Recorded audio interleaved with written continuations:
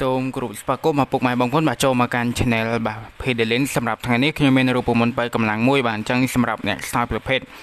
អញ្ចឹងសម្រាប់រូបមន្តទី1បាទគឺមានទឹកឃ្មុំបាទបន្ទាប់ពីទឹកឃ្មុំមកគឺខ្ទឹមសបាទបន្តមកទៀតគឺខ្ញីពងមាន់ហើយនិងក្រូចឆ្មាអញ្ចឹងឥឡូវយើងទៅមើលពីរបៀបធ្វើរូបមន្តនេះទាំងអស់គ្នាបាទអញ្ចឹងឥឡូវយើងធ្វើការកោសខ្ទឹមសមុនមកបាទ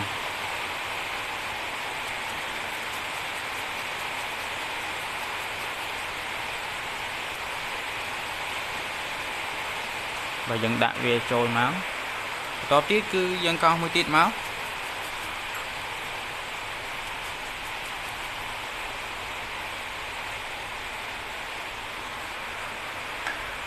បាទហើយនឹងខ្ញីយើងដាក់ល្មមទៅបាទ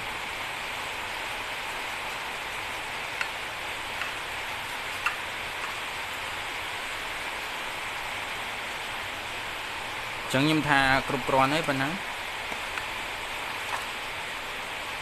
អញ្ចឹងយើងធ្វើការគោះពងមាន់ដាក់មួយគ្រាប់ទៅ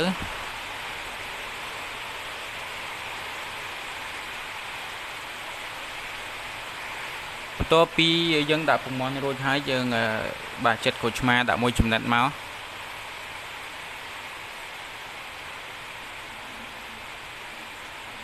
បាទយើងដាក់ប៉ុណ្្នឹងទៅហើយជាចុងក្រោយគឺយើងត្រូវដាក់ទឹកឃ្មុំបាទសម្រាប់ទឹកឃ្មុំយើងដាក់ប្រមាណក៏បានដែរ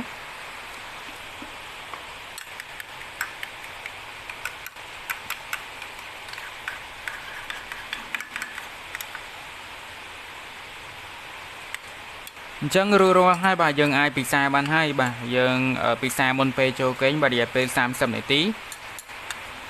ហើយក្នុងមួយសប្តាហ៍ពិសាឲ្យបាន4ទៅ5ដងបាទ